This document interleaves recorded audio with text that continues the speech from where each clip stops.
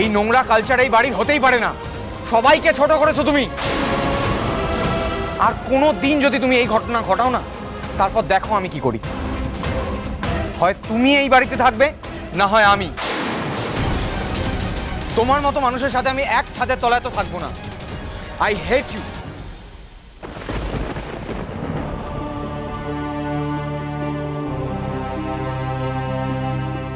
তুমি এতটা বাড়াবাড়ি করবে আমিও আশা করিনি। তোমাকে আমি এতটা বর্জা করতাম, আজ তুমি সবার মান ডুবালে বড় বউ। এবার তো ওই মেয়েটার সামনে আমাকে মাথা নিচু করে থাকতে হবে।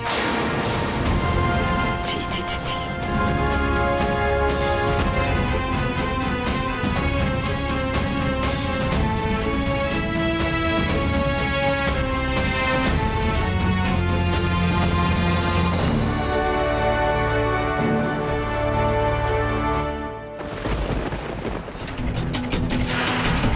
তোমাকে আমি দেখে নেব রানী, দেখে নেব আমি তোমাকে।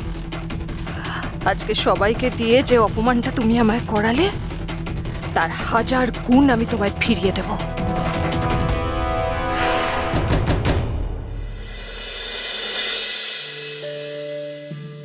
রানী,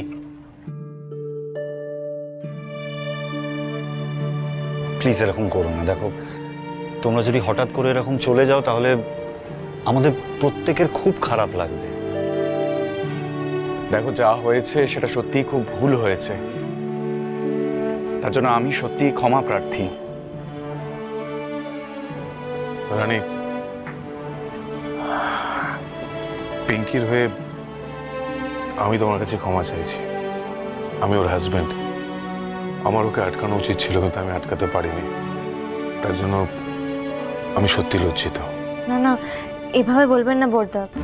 আপনাদের কারোরই কোনো দোষ নেই, শুধু আমরাই। আর না না ম্যাম, আমি বুঝতে পারছি, কিন্তু কি বলতো, তোমরা এই যে এখানে এসছো সেটা কিন্তু পাড়া প্রতিবেশীরা দেখেছে, তারা জানে যে পরিমাণে চিৎকার চেঁচামেচি হয়েছে। আমার বলতেও লজ্জা লাগছে, কিন্তু অবভিয়াসলি তারা হয়তো সেটা শুনেওছে।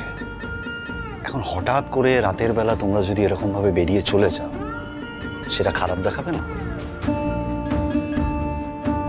আর আজ বাদে কাল রিসেপশন, বাড়িতে মানুষজন আসবে, তখন যদি তারা তোমাদের দেখতে না পায়, তখন তো অনেক প্রশ্ন উঠবে না।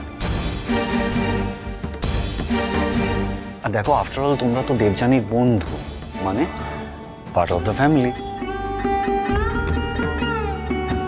তোমরা তো এটুকু বুঝবে, তাই না? আচ্ছা বেশ, আমি বড় বৌদির হয়ে তোমাদের প্রত্যেকের কাছে ক্ষমা চাইছি। রানী প্লিজ, তুমি যদি এভাবে চলে যাও তাহলে শেষদার খুব খারাপ লাগবে, আর সেজ বৌদিও খুব কষ্ট পাবে। তুমি প্লিজ এখন যেও না, প্লিজ। এই দাদা, একটু দেখি। এই রানী, শোনো না, দেখো, বলছি যে বড় বৌদি তো তোমাদের সবাইকে খারাপ কথা বলেছে। তুমি আমাকে 4-5টা খারাপ কথা বলে না, আমাকে শাস্তি দাও। কিন্তু তোমরা এইভাবে চলে যাও না প্লিজ। রানী দেখো, তোমরা এইভাবে চলে গেলে দেবু কত কষ্ট পাবে বলো তো। প্লিজ প্লিজ যেও না। রানী, রানী, রানী, দেবযানী তোমাকে খুঁজছে। বেচারি মেয়েটা খুব কান্নাকাটি করছে রানী। বলছে যে আমি রানীকে চিনি, ও আর থাকবে না এখানে, বাড়ি চলে যাবে। দেবযানী তো এখানেও আসতে চাইছিল, কিন্তু রিতম আছে বলে আমি ওকে আসতে দিলাম না। লক্ষ্মী বোনটি আমার, প্লিজ রানী, আমি সবার হয়ে তোমার কাছে ক্ষমা চাইছি। প্লিজ এভাবে রাগ করে চলে যাও না রানী, প্লিজ। না না মেজো বৌদি, রানী, বড় বৌদির একার ভুলের শাস্তি তুমি আমাদের সবাইকে দিও না, প্লিজ। প্লিজ চলে যাও না, প্লিজ।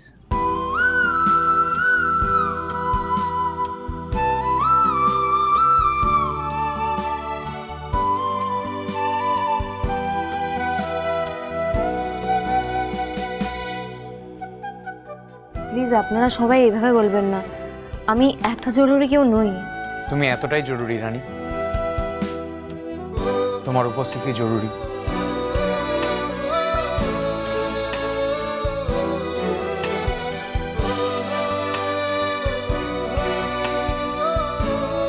আমরা আমাদের বন্ধুর বিয়েতেই তো আনন্দ করতে এসেছিলাম। আমাদের প্রিয় বন্ধু দেবু, ওকে কষ্ট দিতে আমরাও চাই না। পিঙ্কি বৌদির আচরণে আমাদের আনন্দ সত্যিই নষ্ট হয়েছে। তা বলে আপনারা সবাই এভাবে ক্ষমা চাইলে সেটা সত্যি অস্বস্তিকর। তাহলে প্লিজ ক্ষমা করে দাও, তোমরাও প্লিজ ক্ষমা করে দাও। দেখো, কাল অনেক কাজ আছে, তোমাদের তো দেবুর পাশে থাকতে হবে।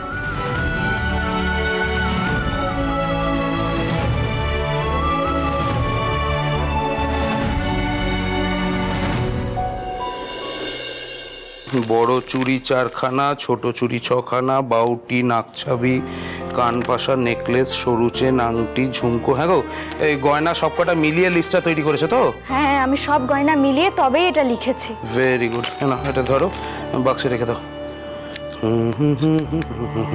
ও বর্দা, বলছি তোমাদের সব গোছ গাছ হলো? এই তো তুমি বললে যে কালকে সকাল সকাল বেরোবে। ওই গয়নাগুলো নিচ্ছি, লাস্ট মিনিট সাজেশন। বাবার মাঝে মাঝে মাথায় চাপেও বটে, হঠাৎ বলে দিল কলকাতা থেকে গয়না পালিশ করে নিয়ে আসতে হবে। একমাত্র মেয়ে বর্দা, বুঝেছো?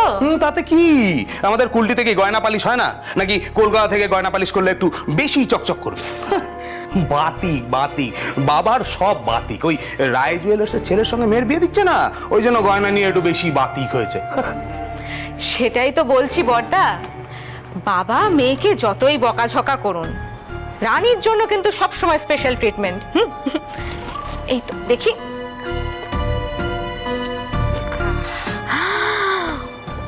ও মা, কি সুন্দর সব ভারী ভারী গয়না। মায়ের কি সুন্দর সব গয়না গো, সব রানীর জন্য।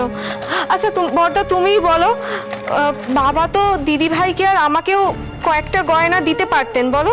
ছোট, কি বলছিস সেসব? এই গয়নাগুলো মা রানীর বিয়ের জন্যই রেখে গিয়েছিলেন। এই গয়নাগুলোতে মায়ের আশীর্বাদ আছে। এই গয়নাগুলোর উপর অন্ততপক্ষে লোভ দিস না ছোট। ও মা, দিদি ভাই, আমি লোভ করছি কোথায়? আমি বলছিলাম যে আমরাও তো ছেলের বউ, বলো। আমাদের ভাগ্যে তো আর শাশুড়ির গয়না বিশেষ জোটেনি, তাই বলছিলাম যে রানীর ভাগ্যটা খুবই ভালো। বড় মা, বলছি কাল সকাল সকাল বেরোবো তো, গাটা বড্ড ম্যাজ করছে, এবার একটু ঘুমোই। Good night.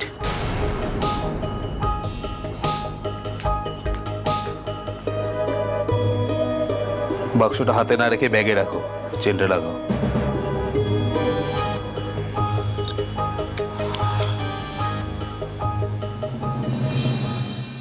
ঠিক আছে, আমরা থাকবো। আরে thank you, thank you, thank you, এই থ্যাংক ইউ তো, থ্যাংক ইউ। এই তো লক্ষ্মী মেয়ে। দেখো, আমরা দিদিভাইকে যা বলার বলেছি, দিদিভাই নিশ্চয়ই এতক্ষণে নিজের ভুলটা বুঝতে পেরেছে। তোমরাও প্লিজ আর মান অভিমান করে থেকো না। দেখো, কাল অনেক সকালে উঠতে হবে।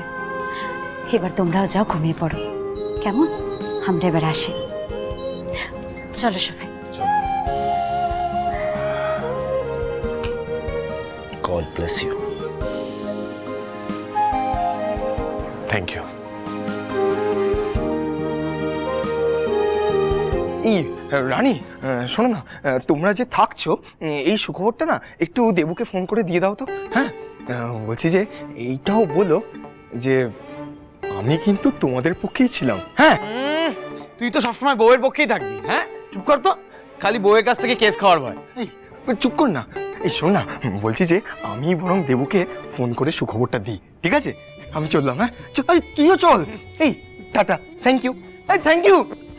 চল চল চল চল। রানী,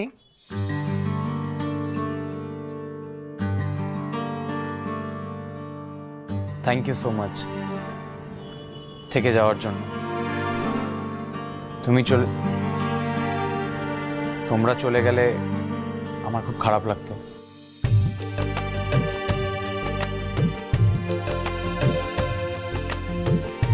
এবার কি সত্যি রাগ কমেছে তোমার? না, তাহলে এবার আপনি থেকে তুমিতে ফিরে এসো।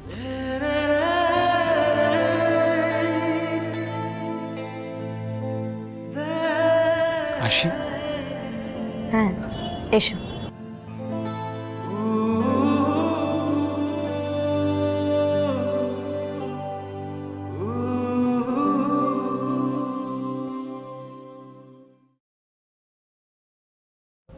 রানী তুই থেকে গেলি? ওরা এত অপমান করার পরও তুই থেকে গেলি? তুই আপত্তি করলি না বলে আমরা আর কিছু বলতে পারলাম না। দেখ, জীবনে সব অভিজ্ঞতাই তো প্রয়োজনীয়, তাই না বল? শুধু সেটা থেকে পাওয়া খারাপটুকু ভুলে যেতে হবে, আর জীবনে কিছু পাওয়ার জন্য ক্ষমা করতে শিখতে হবে। বন্ধুদের জন্য মানুষকে কত কিছু ছাড়তে হয়, এই তো সামান্য ক্ষমা করা। দেবকে আমরা কত ভালোবাসি, ওর জন্য এটুকু করতে পারবো না?